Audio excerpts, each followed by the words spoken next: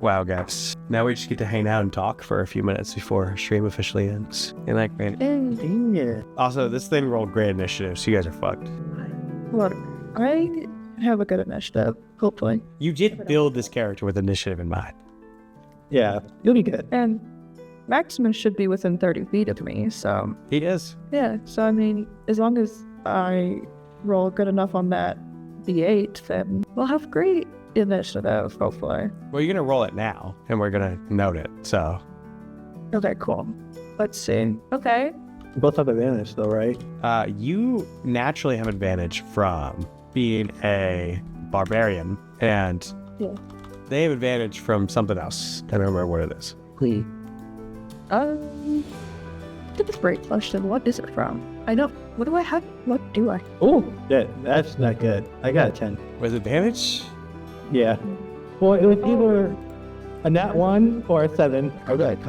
It's my subclass gives me advantage. Cool. And I'm going to expend a use of bardic die, and I'm gonna roll a d8. Okay, that's pretty good, middle of the road. So you could add 4 to your initiative. Okay. I got a 31 on my initiative. Sorry. 14. Back up. Sorry. I built my character with initiative in mind. That was the whole point. Sorry. Hearing a 31 initiative is, Wild. yeah, I'm writing that down right now. Because we're not doing the jack of all trades thing on this either, are we? I don't believe so. I don't think it applies anymore. Okay, cool. Because if it did, it would be even more. Yeah, I got a natural 17, and then I have a plus 10, and then the plus 4. Yeah, so mine's 14, not 17. Sorry. Cool. So, who was our favorite NPC? They all had a lot of character. Yeah, like they're all like very different. We didn't get to see much of Hedge, I'll be honest. He was a little left out because he was really just your friend. He has a lot more stuff, but I don't like Dimitri. Else and the uncle. Like, now boy, I don't told you, like, where that accent coming from? Like, at what point was a southern accent? I don't know where the southern accent came from, but I really like it for him. Yeah, it really fits. Especially with like the church aspect of it. Yeah, I mean, we opened on his sermon. Yeah. He's maybe one of my favorite characters. The stat block's great for him. I didn't make the stat block, but it's a great stat block. It's one of the few published Leonin stat blocks. Oh. Nice. Comes to us from Mythic Odyssey of Theros, where the Leonin class, or the Leonin race was published, of course. Which merchant is your favorite? Because there was multiple. Are you talking about for Urena? The, like, apothecary one? Either that one or I think Jade. They're both great. Yeah, Jade was just throwing in stuff I didn't only prepare for. Like, Star Wars? What? They're like, oh yes, I'm caught under. Yeah. Must have been someone else. I apologize profusely. I'm still playing back though, of course. Yeah. You know, most mammals speak bird folk, which is interesting. That is interesting. Are we still live? Yeah, we're still live. For the last 20 minutes, we'll still be live. We're just like discussing what we thought about the session. You know, a little after hours kind of discussion. I liked how you guys discussed like the possibility or probability of his parents being dead. Like, I think that was like, oh damn. Like, I feel like that was a nice touch because like you're still trying to like give him hope, even though you knew for a fact like there is no hope of them being alive still. Here, That was cute. Yeah. Just all the interactions with the uncle. I don't know how it happened, but like when I was doing them, they felt so human, if that makes sense. Like they felt so genuine. Yeah. You can tell he's a very complicated character under the surface, which is not how I wrote him. Sometimes characters just take over and they develop like themselves, just like real people. And his character has already kind of exploded. He's very complex. He's got a lot of history, and he cares very deeply for his nephew, who does not appreciate the care that he is funneling into him. Naturally. He lost his brother, and it's like he's so... We've captured that small town vibe, I think, in this session. Yeah. I'm really curious about the fact that like the eyes keep flashing, like the same, like that. So the reason the uncle's eyes flash that same color is because he's essentially a cleric of the beast.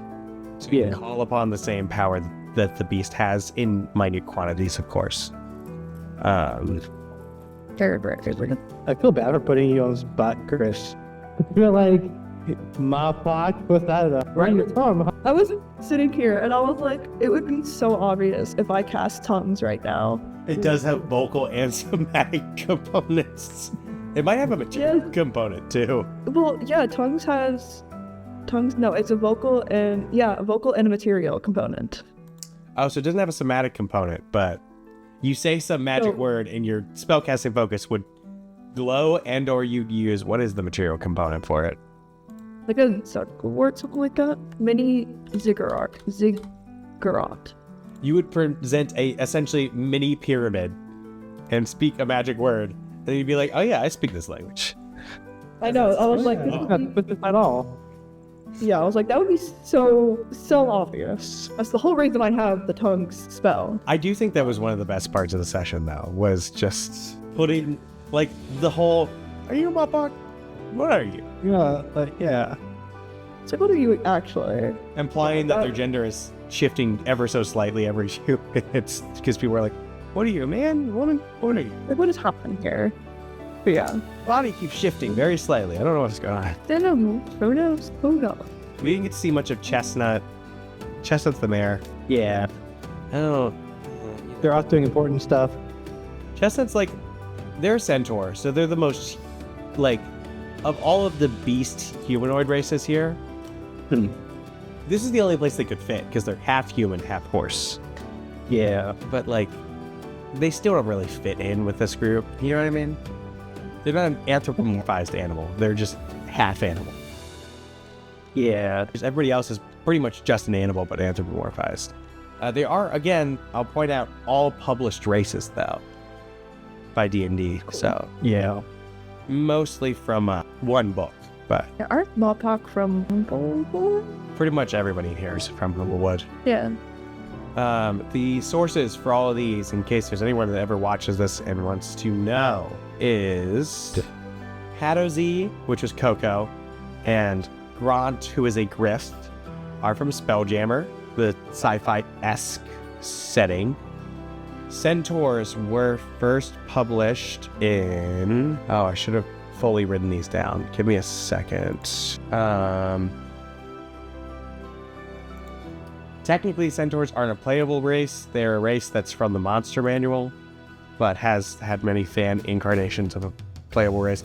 I think there's also a playable race from Mythic Odyssey of Theros, along with the Leonins, which is the God campaigns. Harengon. What are Harengon from? Let's find out. Harengon are from Wild Beyond the Witchlight, and they got a few fun things like Hair Trigger. You can add your proficiency bonus to your initiative rolls. You have proficiency in Perception, and when you fail a Dexterity saving throw, you can use a reaction to roll a d4 and add it to the save, which is known as Lucky Footwork. And as a bonus action, you can jump a number of feet equal to 5 times your proficiency bonus without provoking opportunity attacks, which is Rabbit Hop. Dang. So at max level, you can just jump 30 feet as a bonus action. Dang. Not even max level, that's technically level 17. But who else we got in here? We've got Hedge, which was Russell Thornwick, is from Humblewood, the hedgehog individual. He could curl up and set his AC to 19, but he could still use a shield, so it'd be 21. And if you miss him while he's curled up like that with a melee attack, you take 2d4 damage. You can also speak with bugs and cast Druidcraft and Animal Messenger. Gerbine, which was Musa the Muscle, also technically a mercenary for hire, if you ever wanted her. Ooh. Gerbine, come to us from... If you could play as a player for one of the characters, what would it be? Probably Musa, honestly. But I think I've now decided I like the uncle too much. It'd be weird given that you're his nephew, but... I mean, not really. It's gonna be like a Lord of the Rings, A little bit, yeah. where, what's his name? Gandalf the Grey was like going on this journey with the halflings. Not halflings, the, what are they called? Hobbits? Yeah, they, thank you. Hobbits. Gerbine come to us from Humblewood as well. Hey, Leonin from Mythic Odyssey of Theros. Loxodon, I believe, were actually published in Strixhaven. There's a variety of sources for these races. Loxodon is, in fact, from Strixhaven. Mopok from Humblewood. Yeah. Tabaxi are featured in Tomb of Annihilation, one of the only races coming from a campaign book. and development, of course, from Humblewood. Humblewood features a variety of mammalian and avid characters, which we'll see in the next town. Doesn't feature a lot of fish people or insectoids or reptilians.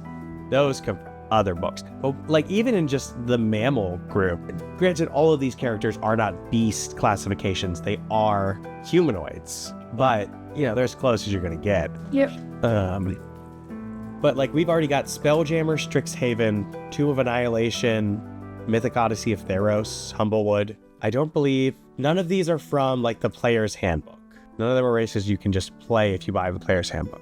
So I feel like a lot of people haven't seen these races played or know anything about them. I didn't. Yeah. Yeah. Like, pretty a bunch of them that I didn't know were like Florida-y. Hadozi are also not technically a playable race. It's weird. They are a playable race, but they're not at the same time. Interesting. It mentions that you can be a Hadozi, but I don't think there's any racial printing of it. But they can glide, and they have nimble escape, which means they can take the disengage or hide action as a bonus action. That's the coolest. The like flying squirrel guy, Coco. Oh. Yeah.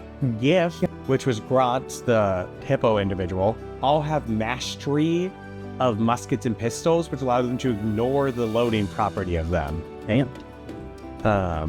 Which means they can just continuously shoot muskets or pistols. He also has a fragmentation grenade. Nope. And has a trait called Headfirst Charge, which they can just run 20 feet in a straight line and try and knock people over, making them take bludgeoning damage. That is dope. It's yet another race from Spelljammer that Hadozi and Gif exist plentifully. Like, they're constant NPCs, they are a known race, and they have traits that are consistent with all of their stat blocks. They don't technically have a racial printing for players, but like, you just take the traits that they have and apply them as a race. You know what I mean? Like, Yeah. in fact, hold on, Hadozi by the... Sorry, it did have a printing, the Astral Adventurer's Guide. Hadozi, as a bonus action, can use their feet to manipulate things like hands. They can glide. They can also dodge. The magic that runs in your veins heightens your natural defenses. When you take damage, you can use your reaction to roll a d6, add your proficiency bonus to the number rolled, and reduce the damage you take by an amount equal to that total, which is pretty lit. What do gifts give you? Gif, also from the Astral Adventurer's Guide, which is the Spelljammer campaign, but the racial and like player options. Astral Spark, your psychic connection to the astral plane allows you to mystically and access a spark of divine power, which you can channel through your weapons.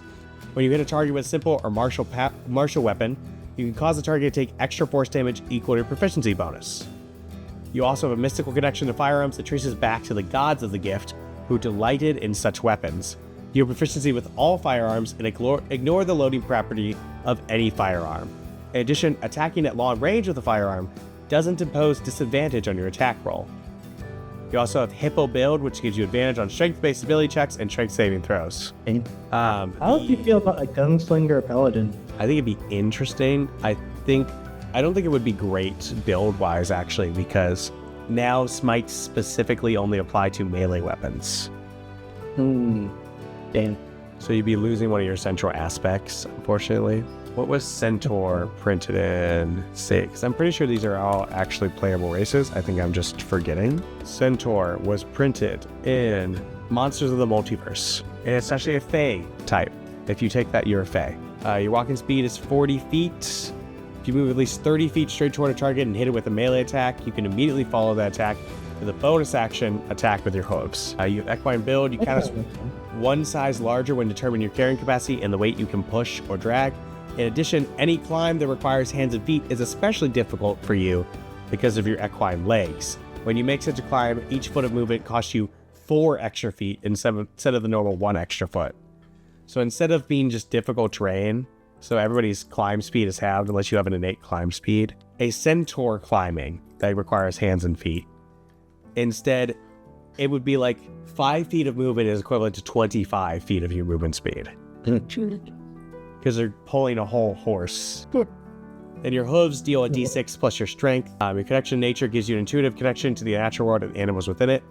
You therefore have proficiency in either animal handling, medicine, nature, or survival. Oh, they were printed 2 more times. They were also printed in Guildmaster's Guide to Ravnica, which I believe that was the book that went along with like Curse of Strahd. Curse of Strahd was the adventure book module, and then Guildmaster's Guide to Ravnica is like the player options and classes and such that appear in this campaign. And the Mythic Odyssey of Theros is, of course, the God campaign. I believe that is everybody we've listed. Where did Harengon come from? Let's double check. Harengon are from Monsters of the Multiverse and Wild Beyond the Witchlight. I get the second one, but I don't get the first one. Monsters of the Multiverse? Yeah, I don't get that one. So Mordecai Presents Monsters of the Multiverse was a book that published playable race versions of a lot of classic monsters. Like, it had the first printing of the Goblin race. It has Harengon because they were an enemy that commonly came up in campaigns, but there wasn't a playable race version of them, just like goblins. Like, it's an identifiable race that doesn't have a correlate that you can play. They're only bad guys, which is kind of racist. Yeah.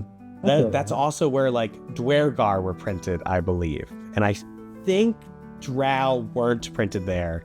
Drow were printed in the player's handbook because they're still tangentially elves. But I think Dwergar were in Monsters of the Multiverse. I could be wrong on that one. But yeah, a lot of classic monsters. Yuan Ti, which are snake people that also appear in this campaign, were first printed there. Every single notable NPC that you will meet throughout the towns of Animalia is a playable race from some point in D&D's time in 5th edition. That's dope. A player character could play any of those races as long as your DM allows it, and thus play any of those characters. And if they didn't have a stat block already associated with their race, I have made one that already integrates their racial traits into it, including their stat bonuses. Can I play a dragon then? You can't play a dragon. Nobody's ever made a dragon race. There's Dragonborn, which are essentially a dragon race, but I want to be a red dragon. I can be a hatchling. you just level up throughout the campaign. Yeah. You're gonna be a red dragon Small wormling. think of the section. Red dragon wormling is what CR? Let's see. Yeah. 4. Red dragon wormlings are stronger than you think. Oh, I know. Yeah. Hey, you have 10 feet of blind sight. Oh, man. All of their like claw attacks deal fire damage. That's interesting. That's what I'm talking about. Yeah. Their intelligence, wisdom, and charisma are too high. The 12, 11, 15. Come on. I mean, that's basically a player character. Come on. 19 strength, 10 dex, 17 con. Yeah. I can do it. No saving throw proficiencies. But an AC of 17 and expertise in perception and proficiency in stealth. And I'm sorry, they are actually proficient in dex and wisdom saving throws. But yeah, that's... And con and charisma? What? Maybe? And con and charisma? Dex and wisdom. The higher, if you're looking at the like adult, maybe it might have con and charisma as well. But the wormling only has dex and wisdom. Or saving throws? Yeah, like proficiencies. Okay. You could also be looking at the old one. Maybe. Yeah, that's all the This books was all those on- people come from. The Roll20 website. I also don't know how old it is. Oh yeah, 2014. Yeah. Yeah, it's probably 2014 version. Yeah, a lot of I think Mammalia is we very much captured that small town, we don't get outsiders feel. Yeah. Like everyone knows everybody, and there's always that one family that everybody knows and is like, it's never, most of the time they're not even like heads of the town or like, integrated into the running of things, in my opinion. They're just like, they end up being like the pastor or something, like with the uncle, where it's like, you're not technically in the politics of the town, but what you say influences everything to such a degree that you're more important than the mayor a lot of the time. Yeah. God, and those tabs. The funniest part was the tabs. Yeah. Like you learning what a tab was. Yeah, like there was no way that Max was in good faith would like just allow it to rack up. So I don't think it's something. I think it fit your character really well. I think it worked. I know we annoyed Chris this session with The antics, yeah. I have no idea what you're talking about. Like a bunch of fool. you had to play the grounded character, man. How does that feel? Yeah. I think remember that. guys, I think Karen Murphy's a real person. Are they still in there? Can you see the viewers? Yeah, no, they left after they said they were leaving, which was like 20 minutes. But like, how the fuck did they find us? When did they say they were leaving? They said watching your stream for 20 minutes while I was eating, and then they left shortly after that. But like, they were here, they were talking, they were saying like real human things. How the fuck did that happen? They came in while we were like setting up. Oh, yeah. What? Hey, we got a viewer. We got a viewer. I don't know how it happened. I mean, I think they're still here, maybe. Because there's 4 people watching them, no? According to the stream chat, there's only 3 users in chat, but they could still be watching. It might not be showing me. But if there's 4 viewers, then she's still here. Maybe. Because it's us 3 watching and her. I really thought it was you originally. Why? I don't know, man. I was like, there's no way somebody found us this quick. Dungeons & Dragons as a category on Twitch only has 1.8 thousand people who regularly watch it. That's more than I thought. Yeah. And then 800,000 people that are followers of channels designated as Dungeons & Dragons streaming. It's a niche market, man. But then we're trying to get into that market. Yeah, this is true. Look at Crystal Roll. Look at 20. We would never be the next Dimension 20. I'm sorry to say. I mean, no, we can reach for the star, man. We can reach for the Starstruck Odyssey. Yeah. Just gonna start referencing all Dimension 20 stuff. Can't wait to get sued into the ground. Think Dropout will come after us. Probably. I did call you the Intrepid Heroes at the beginning, which they also called their main party the Intrepid Heroes. I mean, they can't control that. Or they can't have a hold on that. That's probably too generic of a term to be like Yeah. fully copyrighted or something like that. That's even used in books. Yes. That's also just a placeholder name till we think of a better name for your group. Yeah. I don't know which NPCs you're going to Unusual compatriots. The Unusual Compatriots. Oh boy. Rough.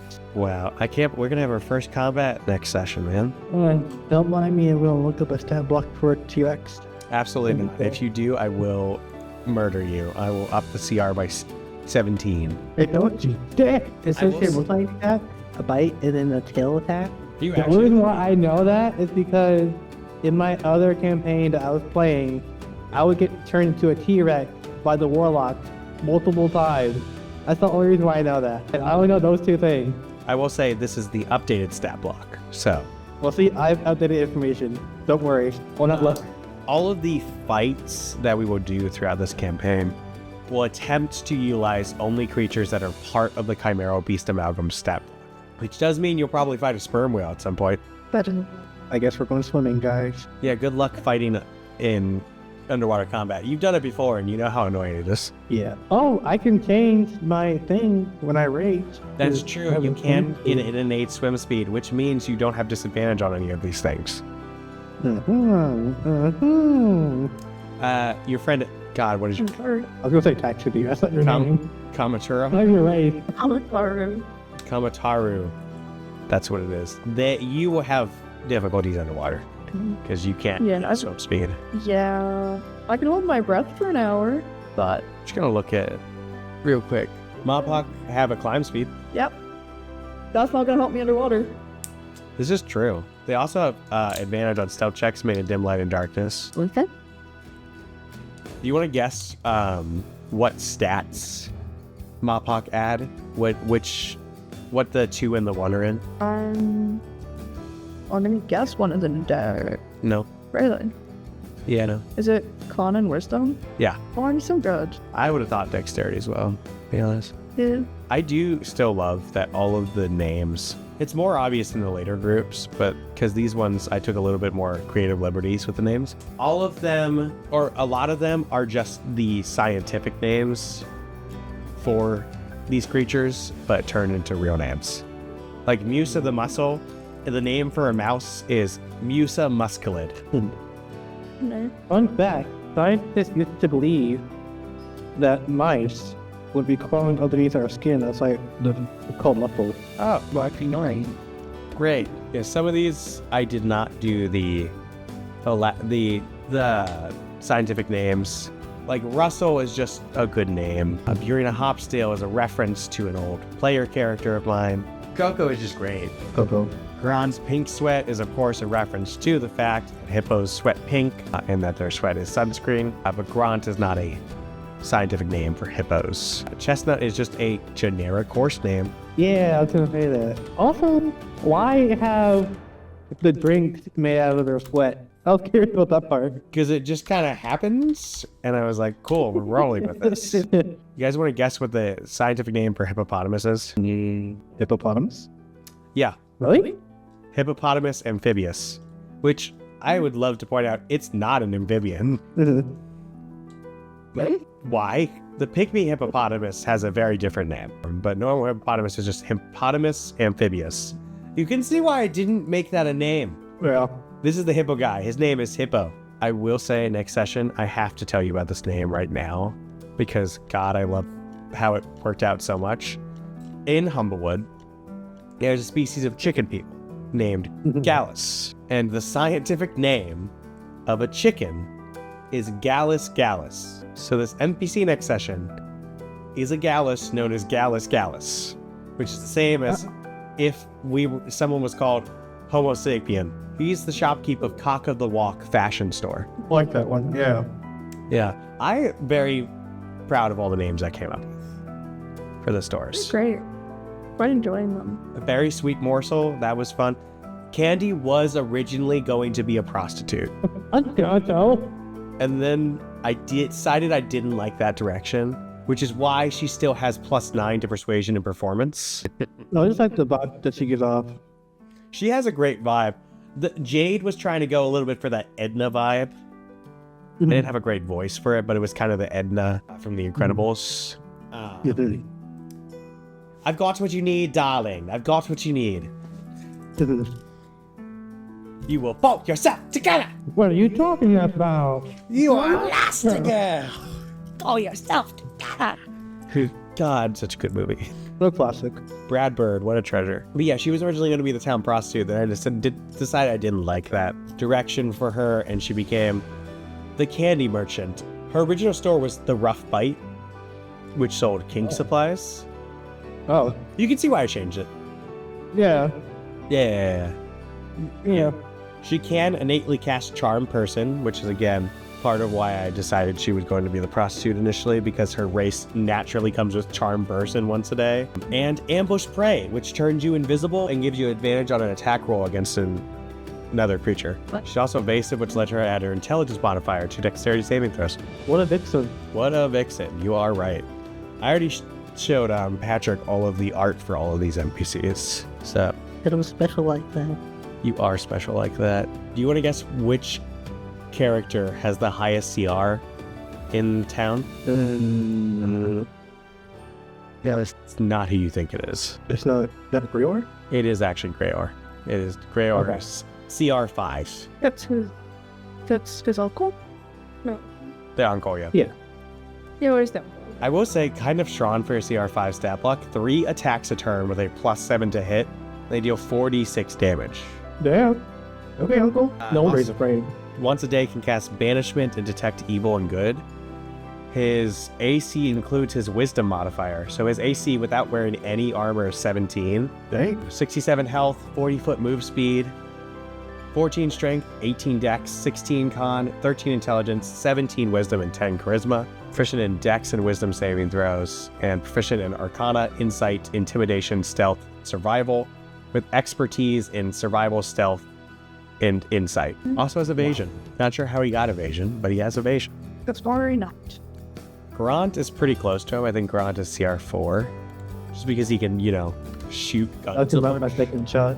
What's up? If it wasn't those two, I'd probably was going to say Aaron be like the strongest one. Yeah, I think she's CR3. Though that was made using the old stat block. I think new, Veterans of Guard, which I'd probably just use for her, are stronger.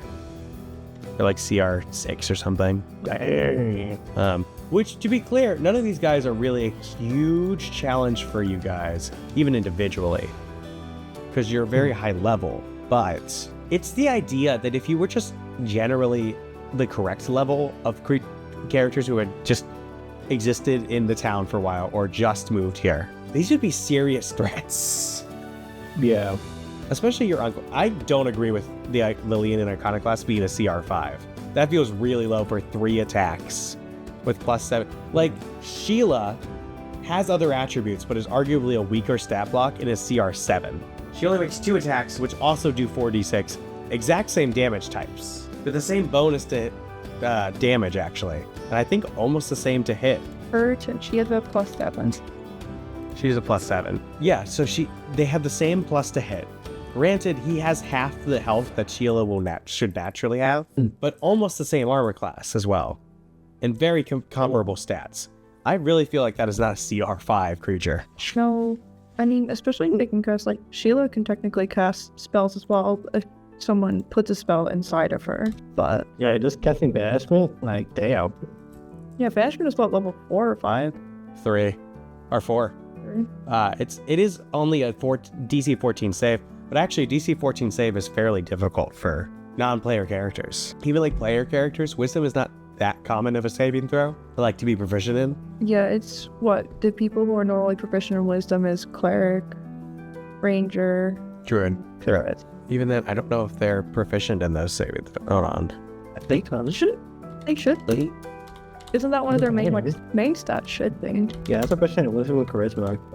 Clerics, Druids, Rangers, and Warlocks. Well, I guess. And then there's the exceptions that Samurai fighters gain proficient in Wisdom saving throws at level 7, and monks gain proficiency in all saving throws at level 14 from Diamond Soul. So if either of you decided to be a monk and put all your levels into it, you would be proficient in all saving throws right now. Oh, I guess I'm changing to a monk. No, you won't. You don't know how a monk works. I can learn. Give it you. It took you a while to learn Barbarian. So? Monk is so complicated. Yeah. There's a lot to remember with monks. Yeah. Yeah, this level, monks have plus 25 to their move speed. I believe their unarmed strikes deal a d10. They don't age. They can speak any language. They can't be diseased. They can't be poisoned. They have evasion. If they're ever charmed or frightened, they can end it. Damn. They can stun people. They can deal force damage instead of their normal damage. They can deflect all attacks. Yeah. Well, they are OP. The monk is just like the anime class. Like, it's just a lot. It's a lot. They're a D8 hit die, so they're actually a pretty high hit die. Their AC is Wisdom and Dex combined, so they can easily get a 20. Easily. Well, and their new thing, their new focus points, they don't call them key points anymore because that was offensive. They're called focus points. But like Flurry of Blows, if you make Flurry of Blows, you still just make 2 attacks. But if you use Patient Defense, you can take the Disengage action as a bonus action. And if you use a focus point to do that, you take the Disengage and Dodge actions. If you Step of the Wind, you can always just do Step of the Wind or Patient Defense without key points anymore, which is wild, because those used to cost key points. But now you can just do them naturally, and if you spend a focus point on them, they do extra things, like Dash of the Wind, Step of the Wind. Normally, you can just take a bonus action to dash, just like rogues. But if you do that and spend a focus point, you disengage and dash as a bonus action, and your jump distance is doubled for the turn. Okay, so which character would you rather deal with? Mila or Oxen? Oxen. Because I'm like, if Mila were to be at the level that we're at currently, I feel like they would got a lot away with a lot more shit. There's than they are currently. legitimately only one main reason that I don't want Mila to still be in existence. It is because of Stunning Strike. Because they buffed Stunning Strike. It costs 1 focus point every time you hit a creature. You can attempt to stun them. They make a con saving throw. If they're failed, they're stunned. And if they succeed, their speed is halved, and the next attack roll made against them has advantage. And they can attack twice, right? Yes, by this level, yes. At the same level, they get that, Damn. which is level 5. Shit. And the stun condition, I'll read you exactly what stun gives you.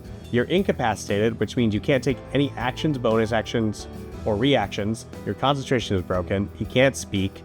You have disadvantage on initiative rolls. You automatically fail strength and dex saving throws. And attack rolls against you automatically have advantage. Wow. She would also have evasion, so that all dex saving throw things, if they fail, they take half damage still. And if they succeed, they take 0. They'd be able to move along vertical surfaces and across liquids. So you can just run up walls and across water. Wow. As long as they don't end their turn there, then they fall. But at level 10, which is what you guys are at in the other campaign, Flurry of Blows with 1 focus point now makes 3 unarmed strikes as a bonus action. So you deal 5 attacks. total. Patient defense, you gain a number of temporary hit points equal to 2 rolls of your martial arts die, which is a d10 at that point. Step of the wind, you can choose a willing creature within 5 feet of yourself, large or smaller, and you move that creature with you till the end of your turn, and they don't provoke opportunity attacks. So you just speed someone out of there.